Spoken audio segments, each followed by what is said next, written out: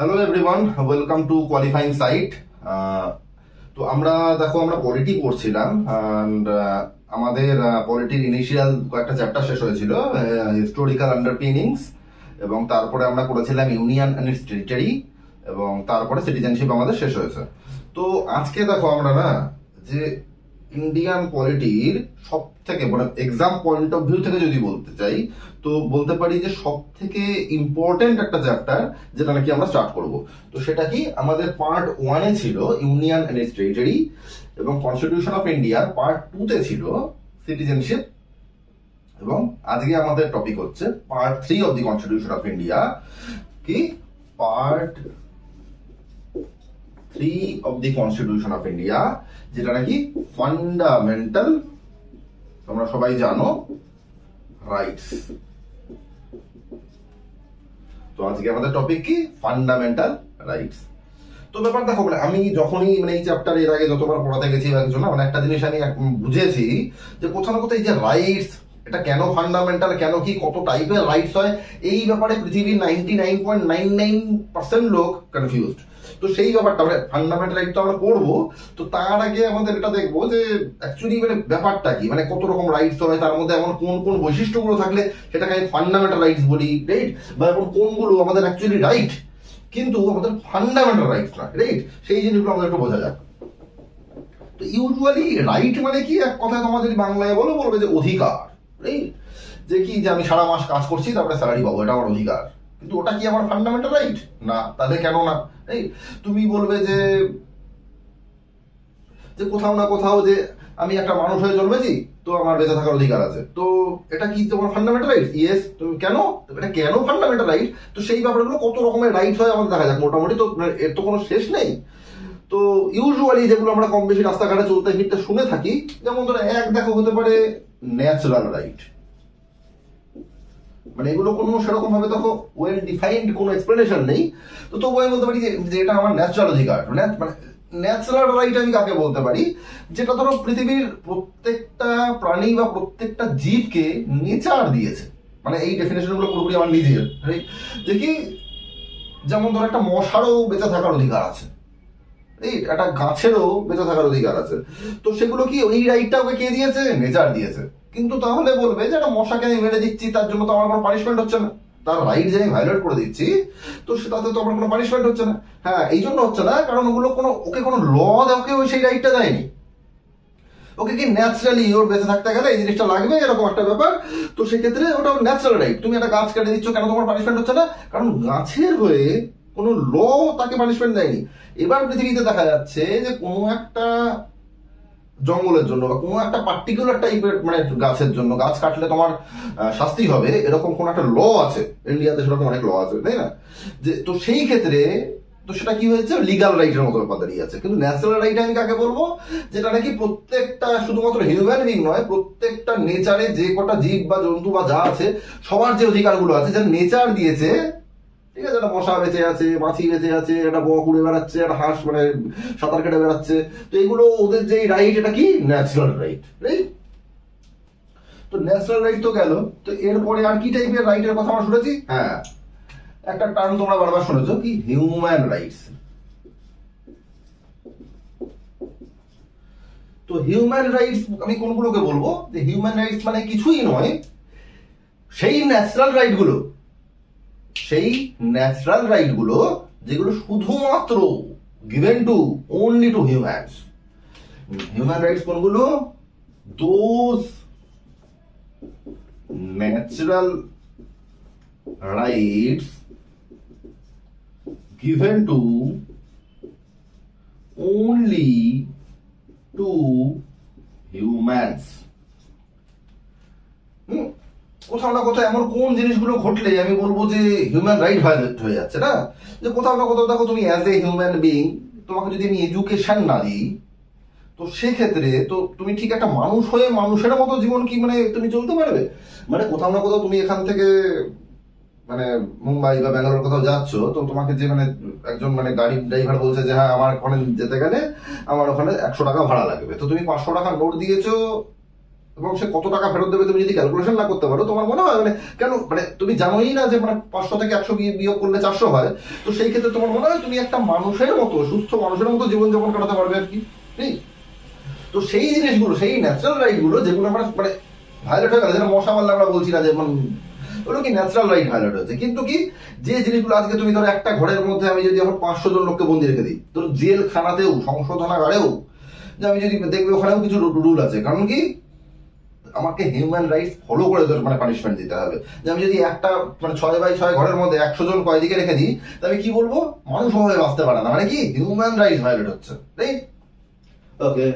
আর কি টাইপের রাইটের কথা আমরা শুনেছি, যেমন ধরো আর একটা কথা তোমরা শুনে থাকতে পারো, কি কনস্টিটিউশনাল রাইটস। কনস্টিটিউশনাল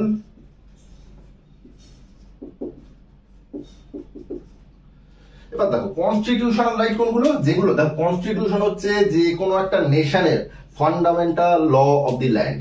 তো ফান্ডামেন্টাল ল অফ দি ল্যান্ডে যেগুলো মেনশন করে দেওয়া আছে, আমি কনস্টিটিউশনে যে রাইট গুলো লিখে দিয়েছি যে এই আমার দেশের, আমার নেশনের সিটিজেনদের আমি এই রাইট গুলো দেবো, সেগুলো কি কনস্টিটিউশনাল রাইটস। যেগুলো কনস্টিটিউশনে এক্সপ্লিসিটলি আমি মেনশন করে দিয়েছি যে এই রাইট, যেমন ধরো আমাদের ফান্ডামেন্টাল রাইটস যেগুলো আছে সেগুলো কনস্টিটিউশনে মেনশন করা আছে, তাহলে ওগুলো fundamental right as well as constitutional rights also. এবং যেমন ধরো ডিপিএসপি তেও আমাদের কিছু রাইটস বলা আছে আর কি, না?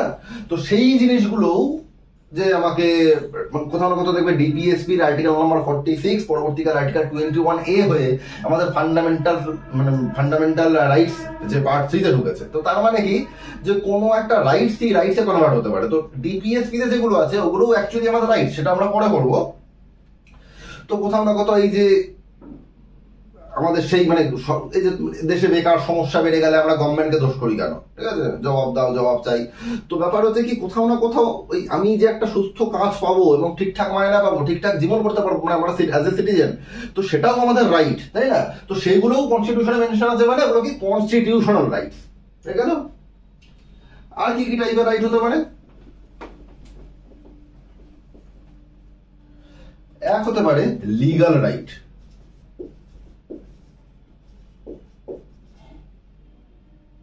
বা আমি বলতে পারি এইটাকে আমি বলবো স্ট্যাচুটরি রাইটস। এই ব্যাপারটা কি, এই রাইট গুলো যেগুলো ধরো কনস্টিটিউশনে মেনশন নেই, কিন্তু কনস্টিটিউশন পার্লামেন্টকে পাওয়ার দিয়েছে কোন ল বানানোর, কোন অ্যাক্ট বানানোর। তো পার্লামেন্ট যদি কোনো একটা ল বানিয়ে সিটিজেনকে কোনো রাইট দিয়ে থাকে, তো সেই রাইটটা কি হবে, ওটা হবে আমাদের লিগাল রাইট। যেমন ধরো আমি যদি এক্সাম্পল বলি, যে ধরো ফুড সিকিউরিটি অ্যাক্ট, এটা কি পার্লামেন্ট, কনস্টিটিউশনে কোনো গল্প নেই, এটা পার্লামেন্ট একটা ল বানিয়ে ফুড সিকিউরিটি অ্যাক্টের মাধ্যমে যে আমাদের দেশের প্রত্যেকটা সিটিজেন যাতে মানে পরিমাণ মতো খাবার পায় তার ব্যবস্থা নেশন করবে, গভর্নমেন্ট অফ ইন্ডিয়া করবে। তো এইটা তোমার কি টাইপের রাইট হয়ে গেল, মনরেগা, মানে ওই যে যেটা তোমরা বলবো 100 দিনের কাজ। তো যদি তুমি কাজ করতে রাজি থাকো তো তোমাকে মানে ওই অত টাকা দিতে হবে, এক্স্যাক্টলি এখন কত অ্যামাউন্ট আমি জানি না। বা এই যে ধরো মানে সব থেকে মানে সোজাভাবে বোঝা যাবে যে কি, এই যে ধরো আমরা উত্তরাধিকার সূত্রে যে প্রপার্টি পাই, যে আজকে আমার ধরো পূর্বপুরুষ বা আমার বাবা মা প্যারেন্টস যদি মারা যায়, তার যদি একটা প্রপার্টি থাকে, তার যদি বাড়ি থাকে, তার যদি গাড়ি থাকে, তার যদি কোনো ল্যান্ড থাকে, সেটা যে উত্তরাধিকার সূত্রে আমি পাবো, এই কথাটা কি কনস্টিটিউশনে লেখা আছে? এটা কি পার্ট 3 তে লেখা আছে ফান্ডামেন্টাল রাইট তোমার? না, এগুলো কি, এগুলো তোমার লিগাল রাইট। কি কেন? কারণ পার্লামেন্ট অফ ইন্ডিয়া এগুলো একটা ল বানিয়ে এটা বলে দিয়েছে যে হ্যাঁ, যদি কোনো মানুষ মারা যায়, সেই প্রপার্টির অধিকার তার পাশের বাড়ির লোকের নয়, তার দূর সম্পর্কের কোনো রিলেটিভের নয়, তার যদি কোনো সন্তান বা ছেলে বা মেয়ে থাকে, তার প্রপার্টির অধিকার তার হবে। এই জন্য আমরা ক্লেম করতে পারি হ্যাঁ, এটা আমাদের রাইট, যে আমার বাবা মারা গিয়ে এই প্রপার্টি, এটা তার মানে আমার। এটা কনস্টিটিউশনে লেখা নেই, অন্য কোথাও লেখা নেই। এটা কি পার্লামেন্ট অফ ইন্ডিয়া আমাদের যে ইনহেরিটেন্স এর জন্য যে অ্যাক্ট বানিয়েছে, তো সেখানে পার্লামেন্ট অফ ইন্ডিয়া মেনশন করে দিয়েছে যে যদি কোনো মানুষ মারা যায়, তারপরে তার যে সন্তান আছে বা তার ওয়াইফ আছে, তো সেই প্রপার্টির উপর তাদের অধিকার।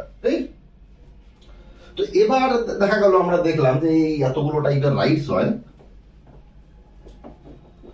তো এবার তাহলে ফান্ডামেন্টাল রাইটস কি, এতগুলো রাইটস এর কথা তো দাদা তুমি বলছো, তো ফান্ডামেন্টাল রাইটস ব্যাপারটা কি? মেনলি 4টে বৈশিষ্ট্য থাকবে ফান্ডামেন্টাল রাইটস এর। কি এবং কি?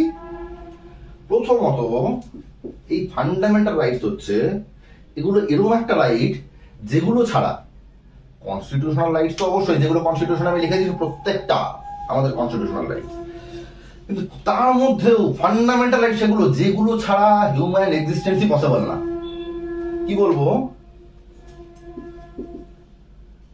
Essential two human dignity. মানে তুমি মাথা উঁচু করে সমাজে বাঁচতেই পারবে না যে রাইট গুলো যদি আমি তোমাকে না দিই। আমি যদি বলি যে তুমি ইকুয়াল না, মানে ওই লোকটা মন্দিরে ঢুকতে পারবে, তুমি পারবে না। আমি তোমাদের এই এই পার্টিকুলার কাস্ট বা এই পার্টিকুলার রিলিজিয়ান বা এই পার্টিকুলার সেক্স থেকে বিলং করলে আমি তোমাদের ওই চাকরি ওই জবটা করতে দেবো না, ওই প্রফেশনের জন্য তোমরা সুইটেবল নও। তো কোথাও না কোথাও আমি ইকুয়ালিটি মেনটেন না করি তো কোথাও না কোথাও একটা সমাজ কোনোদিন গড়ে উঠতে পারে না, তাই না? তো যে তোমার যদি এই আর্টিকেল 21 রাইট টু লাইফই না থাকে তো কিসের পপুলেশন, কিসের ইন্ডিয়া, কিসের কনস্টিটিউশন, কিসের সোভারেনিটি অফ ইন্ডিয়া, কিসের ইন্টিগ্রিটি অফ ইন্ডিয়া, কিসের সিকিউরিটি অফ ইন্ডিয়া? তো ফান্ডামেন্টাল রাইটস কাকে বলবো? যে রাইট গুলো না থাকলে, যেগুলো নাকি এসেনশিয়াল টু হিউম্যান এক্সিস্টেন্স, যেগুলো নাকি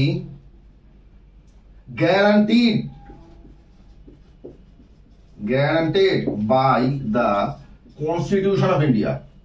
যে আমি তোমাকে প্রমিস করে দিয়েছি শুধু সেটাই হবে না, সেটা মানে দেশের যে fundamental law of the land সে তোমাকে গ্যারান্টি দিয়েছে যে হ্যাঁ এই রাইট গুলো অবশ্যই পালন করা হবে। রাইট? থার্ড কি? এনফোর্সেবল, বা এটাকে বলতে পারি জাস্টিসিয়েবল। মানে এগুলো আমি যদি আমার এই রাইটস গুলো কেউ নিয়ে নেয়, আমি ডাইরেক্টলি যেগুলো কোর্টে এনফোর্সেবল, যে হ্যাঁ আমি কোর্টে গিয়ে বলবো যে এইটা আমার fundamental rights, right to life আমার ফান্ডামেন্টাল রাইট, স্টেট কি করছে আমাকে জোর করে উইদাউট কোনো রিজন আমাকে জেলে ভরে রাখছে, অর্থাৎ আমার যে ফান্ডামেন্টাল রাইট ভায়োলেট করে দিচ্ছে, এবং সেটা আমি কোর্টে গিয়ে এনফোর্স করতে পারি। আজকে তোমাকে কেউ ভোট দিতে দিচ্ছে না, এটা তোমার ফান্ডামেন্টাল রাইট নয়, কারণ তুমি যদি 1 বছর ভোট নাও দাও তো তোমার এই যে যেটা বলেছি না এসেনশিয়াল টু হিউম্যান ডিগনিটি, তোমার মন, তুমি মানুষ থেকে গরু বা ছাগল হয়ে যাবে না। কিন্তু যে জিনিসগুলো না দিলে তুমি ঠিক মানুষের মতো জীবনই বাঁচতে পারছো না, তোমাকে আমি 1 বছর ধরে বিনা কারণে জেলের মধ্যে আটকে রেখে দিয়েছি, তো সেই ক্ষেত্রে সেটাকে ঠিক মানুষের মতো জীবন বলা যায় না। তো ফান্ডামেন্টাল রাইটস সেগুলো যেগুলো না হলে একটা মানুষ মানুষের মতো বাঁচতে পারে না। রাইট? তো আজকে আমাদের টপিক কি? Fundamental rights.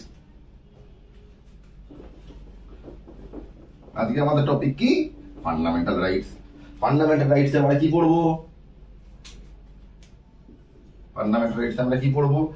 আমি আগেই বলেছি পার্ট, তোমাদের কোশ্চেন আসবে part 3 of the constitution. Article 12 থেকে আর্টিকেল 35 পর্যন্ত হচ্ছে আমাদের পার্ট 3 অফ দি কনস্টিটিউশন, যেখানে নাকি আছে ফান্ডামেন্টাল রাইটস। রাইট? তো এবার দেখো, এই যে এতক্ষণ ধরে রাইটস নিয়ে এত গল্প করলাম না, এই রাইটস ব্যাপারটা খুব বেশি পুরনো কনসেপ্ট নয়। মানে কারণ কি বহুদিন ধরে, অনেক সময় ধরে পৃথিবীতে না একটা গল্প চলে এসছে, সেটা কি? ডক্ট্রাইন অফ ডিভাইন পাওয়ার। তো এই ব্যাপারটা কি, যে অ্যাকচুয়ালি ব্যাপারটা কি হয়েছে, যে বহুদিন ধরে পৃথিবীতে বলা হয়েছিল যে মানে পৃথিবী বা ইউনিভার্স সবার মালিক হচ্ছে কি? গড। পৃথিবীতে ঈশ্বরের একজন রিপ্রেজেন্টেটিভ আছে, সে হচ্ছে রাজা, কিং। তো সে যেটা বলবে সেইভাবেই পৃথিবী চলবে, সেই রুল করবে, সেই রুলার হবে। রাইট? মানে তুমি দেখেছো না এক দিনে কি হয়েছে, বলছে হ্যাঁ ও এসছে, ও চুরি করেছে, তাহলে ওর কি পানিশমেন্ট হবে? এক কাজ করো, ওকে ওর হাত কেটে দাও। আচ্ছা মহারাজ এও চুরি করেছে, আচ্ছা এ চুরি করেছে কিন্তু এ তো আমার খুব কাছের লোক, আচ্ছা একে ছেড়ে দাও। মানে মানুষের কোনো রিটেন ল নেই, মানে মানে এক্স্যাক্টলি কোনো রাইটের কোনো গল্প নেই, রাজার যা মনে হচ্ছে সেটাই ল হয়ে যাচ্ছে, তাই না? এই কনসেপ্টটাকে আমরা বলি রেক্স লেক্স। মানে কিং ইজ দা ল। তো কি হয়েছে, তো এবার বুঝতেই পারছো যে এরকম ভাবে তো পৃথিবী বেশি দিন চলতে পারে না, একটা টাইমে মানুষের সহ্যের ভাত ভাঙবে এবং মানে কিছু একটা রেবেল টাইপের হবে আর কি। তো এরকম কিছু একটা ঘটনা ঘটেছিল, তো এগুলো আমাদের এক্সাম পয়েন্ট অফ ভিউ থেকে খুব বেশি ইম্পর্টেন্ট না। মানে বলে দিচ্ছে যে 1215 এডি, 1215 এডিতে ইংল্যান্ডে একজন রাজা ছিল, কিং জন 5 সম্ভবত বা 6। তো ওর এগেনস্টে রেবেলিয়ান হয়ে যায়, এবং কাদের সাথে? ওনার যে সিটিজেনদের সাথে আর কি। তো উনি একটা এগ্রিমেন্ট করেন, কি বললাম? 1215 এডি ইংল্যান্ডে রানিমেড বলে একটা জায়গা আছে, রানিমেড বলে একটা জায়গা আছে। তো সেখানে কিং জনের সাথে তার যারা মানে সিটিজেন ছিল ওনার মানে রাজার মানে এরিয়াতে, তো তার ওনারা রেবেলিয়ান হয়, দিয়ে ওনার সাথে মানে কোনো বুঝতেই পারছো রাজতন্ত্র চলছে, একটা রাজা শাসন করছে, মানে মানুষের কোনো রাইট তো নেই, কোনো রাইট তো নেই। এই যে দেখতে পাচ্ছ যে মুঘলরা এসছে, তার আগে দিল্লি সালতানাতের ওরা এসছে, মোহাম্মদ ঘড়ি এসছে, মোহাম্মদ বিন কাসিম এসছে, যেখানে পেরেছে মন্দির ভেঙেছে, যেখানে পেরেছে মানুষকে লুটেছে, যেখানে পেরেছে রেপ করেছে, যেখানে পেরেছে মানে সব ঘরে আগুন ধরিয়ে দিয়েছে। তো তার কোনো রাইটস হই না ছিল। তো ব্যাপার হচ্ছে কি যে ওনার এগেনস্টে রেবেলিয়ানরা রেবেল করে দিয়েছে, বিদ্রোহ করে দিয়েছে। তো ওনার সাথে ওনার সিটিজেনদের একটা এগ্রিমেন্ট হয়েছে উইন্ডসারের ওখানে, ইংল্যান্ড একটা জায়গা আছে উইন্ডসার। তো যে এগ্রিমেন্টটা হয়েছে এই যে এরকম টাইমে, তো এই এগ্রিমেন্টটাকে নাম ছিল ম্যাগনা কার্টা। এতে কি হয়েছে, প্রথমবার পৃথিবীর ইতিহাসে দেখা গেল যে সিটিজেনদের কিছু রাইট দেওয়া হয়েছে। রাজা মানে বলেছে যা তোমাদের আমি কোনোদিন এর থেকে বেশি ট্যাক্স নেবো না, মানে খুব বেসিক রাইট দেওয়া হয়েছিল। কিন্তু যাই হোক, এটাই হচ্ছে আমাদের পৃথিবীতে কোনো কিছু শুরু তো হয়েছিল। মানে এই যে রাইটস এর যে গল্প, মানে স্টেট বা একটা নেশন আর সিটিজেনদের মধ্যে একটা যে এগ্রিমেন্ট হলো, এই এগ্রিমেন্টের নামটা কি ম্যাগনা কার্টা লিবার্টেটাম। ঠিক আছে, ম্যাগনা কার্টা লিবার্টেটাম। তো এখানে কি হয়েছে যে প্রথমবার মানে পৃথিবীর ইতিহাসে যে রাজা আর তার সিটিজেনদের মাঝখানে কিছু রাইটস দেওয়া হয়েছে। তো এখান থেকে শুরু হয়েছে কি বিগ ব্যাং। তো তোমার কোনো রাইট থাকবে তবে না তোমার কোনো ল নিয়ে কথা বলবে, তাই না? তো এই ম্যাগনা কার্টা যে লিবার্টেটাম আছে, এই যে ম্যাগনা কার্টা যে লিবার্টি যে এগ্রিমেন্ট হয়েছিল, এটাকেই আমি বলবো এখান থেকে শুরু হয়ে গেল কি বিগ ব্যাং। যেভাবে ধরো বিগ ব্যাং হয়ে পুরো ইউনিভার্সের মানে শুরু হয়েছিল না, big bang of the legal world. তো সবার প্রথম এভাবে আমাদের পৃথিবীতে একটা রাইটস বলে একটা কনসেপ্ট আসলো, রাইট? যে একটা নেশনে বা একটা কোনো একটা রাজ্যে থাকতে গেলে তো আমাদের কিছু সিটিজেনদের কিছু রাইট, রিটেন রাইটস থাকবে আর কি। তো এরপরে কি হয়, এরপরে অনেক টাইম কেটে যায়। অনেক টাইম কেটে যাওয়ার পরে 1776-এ ইউএসএ ইন্ডিপেন্ডেন্স হয়, ইউএসএ স্বাধীনতা হয়। তো ইউএসএ স্বাধীনতা হওয়ার পরে ইউএসএ পৃথিবীর প্রথম একটা কান্ট্রি যে কি করে, যে ওনাদের একজন ফাউন্ডিং ফাদার যার নাম কি জেমস ম্যাডিসন,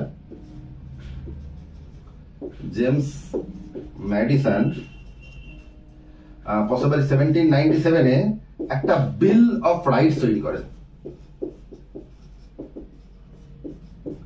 একটা বিল অফ রাইটস তৈরি করে, যেখানে কি যে উনি বলেন যে আমরা আমাদের সিটি, আমরা তো আমাদের মানে আমরা আলাদা একটা দেশ তৈরি করেছি যার নাম হচ্ছে ইউনাইটেড স্টেটস অফ আমেরিকা, এবং সেখানে না আমি আমার সিটিজেনদের কিছু রিটেন, আমাদের কনস্টিটিউশনের মধ্যে কিছু রিটেন রাইটস দেবো। তো অরিজিনাল, বারবার বলছি দেখো, অরিজিনাল যে আমেরিকান কনস্টিটিউশন সেখানে ছিল না। জেমস ম্যাডিসন কি করেছে, উনি আর একটা বিল বানিয়েছে যেটাকে নাম দিয়েছে বিল অফ রাইটস, যে কি আমি আমাদের ইউএসএ সিটিজেনদের কিছু রাইট দেবো, যেটা কি কনস্টিটিউশনের মধ্যে আমি অ্যাড করে দেবো। হ্যাঁ, তো এবার এই যে বিল অফ রাইটস এর যে প্রথম 10 অ্যামেন্ডমেন্টস, প্রথম 10টা অ্যামেন্ডমেন্ট, এটাকেই আমি বলেছি ইউএসএ এর যে কনস্টিটিউশন আছে, ইউএসএ এর যে কনস্টিটিউশন আছে তাতেই আমি অ্যাড করেছি ফান্ডামেন্টাল রাইটস নামে। এই তার মানে তোমাদের কোশ্চেন আসবে যে প্রথম কোন কান্ট্রি যারা নিজের কনস্টিটিউশনের ফান্ডামেন্ট তাদের সিটিজেনদের ফান্ডামেন্টাল রাইটস দিয়েছে? অ্যান্সার হচ্ছে ইউএসএ। এবার দেখো পৃথিবীর ইতিহাসে প্রথম একটা কান্ট্রি আসলো যারা নাকি, যে কান্ট্রি নাকি নিজের সিটিজেনদের গ্যারান্টেড রাইটস দেয়, গ্যারান্টেড কিছু অধিকার দেয়, এবং কোথায় দেয়? তাদের নিজের ফান্ডামেন্টাল ল অফ দি ল্যান্ডে, মানে তাদের কনস্টিটিউশনে। তো এই কনসেপ্টটাই পৃথিবীর সবার খুব ভালো লাগবে, রাইট? সিটিজেনদের সবাই চাইবে যে আমাদেরও কিছু রাইটস থাকবে। তো সেই ক্ষেত্রে পৃথিবীর সব দেশের সিটিজেনরা ডিমান্ড করতে শুরু করবে। তো 15 আগস্ট 1947 তো পৃথিবীতে আরেকটা দেশ ইন্ডিপেন্ডেন্ট হয়, কে আমরা সবাই জানি, তাই না? তো এবার ইন্ডিয়াতে আমাদের বাবা সাহেব আম্বেদকর বলছে যে ইউএসএ তে অরিজিনাল কনস্টিটিউশনে আমি বিল অফ রাইটস ছিল না, ফান্ডামেন্টাল রাইটস ছিল না। বাবা সাহেব কি বলছে, আমি আমাদের অরিজিনাল কনস্টিটিউশনেই, অরিজিনাল কনস্টিটিউশন অফ ইন্ডিয়াতেই পার্ট 3-তে আমি দেব আমার সিটিজেনদের ফান্ডামেন্টাল কিছু রাইটস দেবো যার নাম হবে ফান্ডামেন্টাল রাইটস। তো এটাই আমাদের এবার ফান্ডামেন্টাল রাইটস, এটাই কোথায় আমাদের কনস্টিটিউশন অফ ইন্ডিয়াতে পার্ট 3 আর্টিকেল 12 থেকে 35 আমাদের দেওয়া হয়েছে।